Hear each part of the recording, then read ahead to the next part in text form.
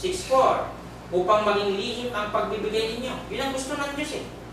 Ganun na lang. At ang inyong amang nakakakita sa ginagawa ninyo ng lihim ang siyang magbibigay ng gantimpala sa inyo. So, sa madaling salita, wala namang ibang ibig sabihin. Ayun. Let's keep it in secret.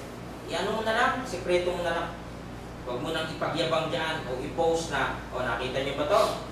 Binigay ko to kaya ganito, o ayan yung picture namin, o kinlay nyo. Hindi na, diba? Hindi na po kailangan yun. Yun ay gawain ng mga hipokrito. Ang pinakapunto ay gawin mong lihim. Alin? Yung pagbibigay. Kapag ikaw ay nagbibigay, dahil ang Diyos ang nakakakita nun, siya ang saksi sa kabutihan mo, sa kapwa mo. Napakahalagang bagay. Kita nyo? Ayaw kasi ng Diyos yung mayabang. Tinuturuan tayo ng kababaang loob. Humble. Whatever you do, work at with all your heart. As working for the Lord. Ayun o, kaya mo ginagawa yun para sa Diyos yun eh. Kasi utos ng Diyos eh. Not for human masters. Since you know that you will receive an inheritance from the Lord as a reward, it's the Lord Christ you are serving. Para pala siyang bahagi ng pagsamba kapag ikaw ay gumagawa ng ganun. Ikaw ay marunong magkawang gawa sa iyong kapwa. Only the things done in secret will be rewarded. Yung ginawa lang ng sikreto ha, hindi yung ipagyabang, wala na yung galitan Diyos sa mga ganung gumagawa mo. Kung ipag-iingay mo ang ginawa mo, ipinangangalandakan mo pa naging mapagkunwari ka, ay natanggap mo na ang pagpuri ng tao, you have received your reward in them. Wala nang reward para sa iyo sa langit. Kaya nga dito tayo nasusubok. Ito yung training ground. Lahat tayo ay tumatakbo sa isang parang paligsahan na kung saan ang Diyos doon ay naghihintay kung magaganap natin yung mga bagay na kanyang ipinag-uutos bilang mga Kristiyano. Ano po? Na isang praktika ba? Nagawa ba? Itinuturo ng Biblia na ang pagbibigay ng pusa at may tamang motibo ay kapakipakinabang, hindi lang ang tumatanggap, kundi pati na ang nagbibigay. Ano? Masarap yung nagbibigay at alam ko namang naramdaman nyo lahat yun. Iba ang pakiramdam nung nagbibigay kesa dun sa tumatanggap. Ayon sa Lucas 6:38, magbigay kayo at kayo bibigyan din. Hustong takal, siksik, liglig, at umaapaw pa ang ibibigay sa inyo. Kita ba? Nasabihin ng iba, wala naman ako tinanggap sa Panginoon eh. Eh yung bang gumising ka na wala kang nararamdaman? Pwede ba napakalaking bagay na yun? Walang masakit sa'yo. O ano na ng Diyos yung blessings na.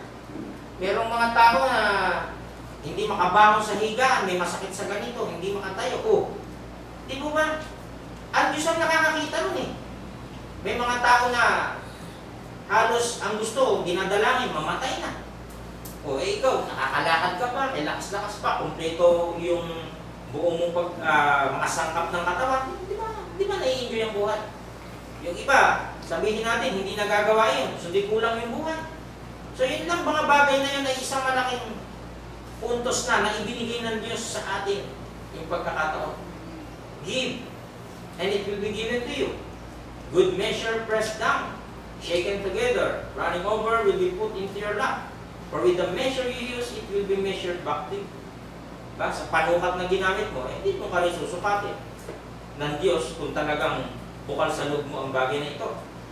Kawikaan 11:25. Ang taong matulungin, lagi kang sasagana ang pamumuhay, at ang marunong tumulong ay tiyak na tutulungan.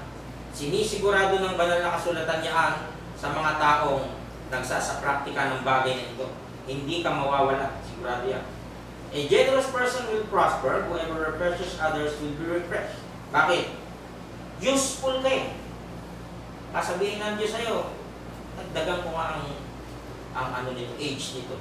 Nanghihinayang akong gumraduate na ganito eh. Halimbawa, nagdagan ko nga ng, di ba sino ba itong propeta na dinagdagan pa siya ng Diyos ng 15 years? Nagulat siya. O di marami ka pang magagawa. Nagiging tama ang pagbibigay kapag ang sukatan ay ginagawa ng kusang loob. Doon ito po yun. Ano?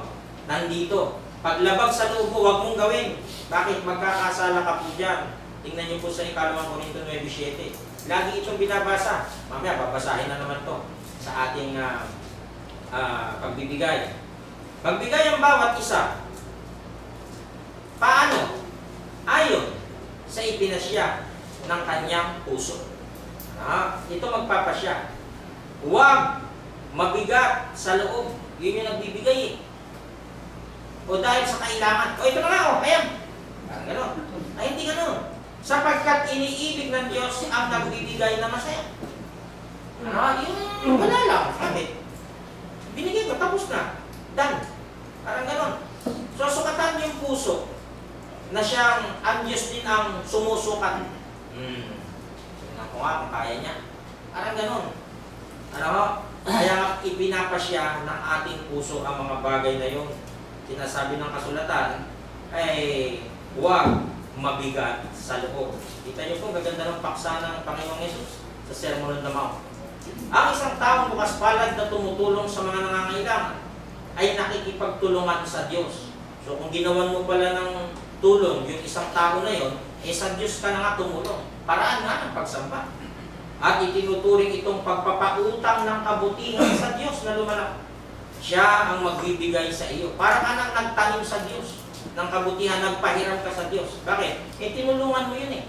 Di ba nasa Matthew, naalala ko doon, di ba ang sabi, nung ako'y nagutom, pinakain ninyo ako. Ang magkakalantay. Nung ako'y nakuhaw, sabi ng mga tao, "Aba Panginoon, hindi ka naman namin nakitang nauuwa." Di po ba? Hindi ka naman namin nakitang nagutom. Ang sagot ng Panginoong Yesus eh, dahil ginawan mo ang iyong kapwa. Di ba sabing gano'n? Ako yung ginawan mo nun. Sabing gano'n ng Panginoong Yesus. Ako yung ginawan niyo nun. Hindi yung kapwa niyo. Bakit? Sumamba ka na sa Diyos sa pamamagitan ng ganong bagay. Nagawa mo na yun. Di po ba? Nasa mga ba yun?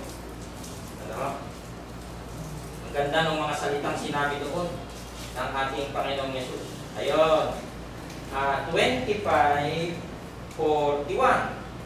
Kung magkakay, sasabihin naman niya sa mga nasa kaliwa. Ay, nasa kaliwa na ito eh. Pinasa kanan. Ayun, 34. Kung magkakay, sasabihin ng hari sa nangasa kanyang kanan, magsiparito kayo mga pinagpala ng aking Ama. Manahin ninyo ang kahariang nakahanda na sa inyo. Buhat ng itatag ang sanglibutan. Sapagkat ako'y nagutom. Di ba kapwa ito? Hindi naman literal nagugutom ang Diyos, espiritu yan eh. Sapagkat ako'y nagutom, ako'y inyong pinakain. Ako'y nauhaw at ako'y inyong pinainom. Ako'y naging taga-ibang bayan at sa inyo akong pinatuloy. Naging hubad, wala masuot, at inyo akong pinaramtan. Ako'y nagkasakit at inyo akong dinalaw. Ako'y nabilanggo at inyo akong kinaroonan. Kung magkagay, sasagutin siya ng mga matuwid na mga nagsasabi, Panginoon, kailan ka namin nakitang nagutom at pinakain ka namin o nakuhaw o pinainom ka? At kailan ka namin nakitang isang taga-ibang bayan o pinapatuloy ka o ubad o pinaramtan ka? At kailan ka namin nakitang may sakit o nasa bilangguan at dinalo ka namin? Sasagot ang hari at sasabihin sa kanila, katotohanan ang sinasabi ko sa inyo, yamang inyong ginawa sa isa dito sa aking mga kapatid. Yung mga servants ng Diyos. Kahit sa pinakamaliit na ito, ay sa akin ninyo ginawa. Yun, yung kapwa. Kita niyo po? Para ka nang sumamba sa Diyos no? Nagpautang ka sa Diyos. Nakikita ng Diyos yun. Na yung mga bagay na yun, talagang isa kang nakakabuting lingkod. Tutulungan ka ng Diyos siya, magkakaloob siya sa iyo ng mga pagpapala. Sabi kanina, diglig, umaapaw. Ganun, di ba? 1917. Kapag tumutulong ka sa mahirap, ito pa pala isang talata, para kang nagpapautang sa Panginoon. Dahil ang Panginoon ang magbabayad sa iyo. Pwedeng ibigay niya sa iyo, dagdagan yung buhay mo. O kaya naman, lagi kang pinagpapala ng Panginoon, pero ikaw ay wala. Masaya, happy family kayo. Mga anak mo, ayos. Halimbawa wala mga ganon. Ang Diyos ang magsusukli mo. Kasi ginawa mo dun sa isa na kanyang lingkod. Ang pagbibigay ng mula sa puso at sikreto ay bahagi ng pagsamba na sinasang-ayunan ng Diyos. Diba? Bakit naging bahagi ng pagsamba? Ayon sa 2 Corinthians 9:7, magbigay ang bawat isa sa inyo ayon sa ipinasya ng inyong puso. Diba? Yung pagbibigay, bahagi ng pagsamba.